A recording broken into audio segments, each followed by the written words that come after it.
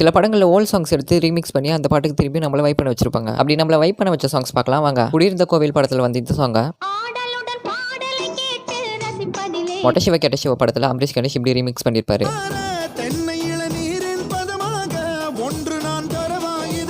பயணங்கள் முடிவதில்லை படத்தில் வர இந்த சாங்க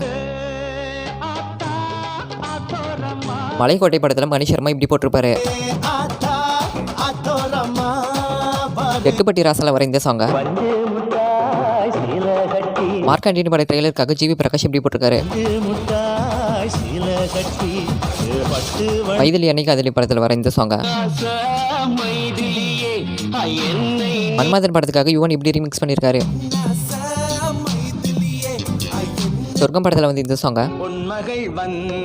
அழகிய தமிழ் மகன் படத்துக்காக ஏஆர் ரஹ்மான் இப்படி போட்டிருக்காரு. இது உங்களோட ஃபேவரட் சாங் இதுன்னு கமெண்ட் பண்ணுங்க. ஓகே இது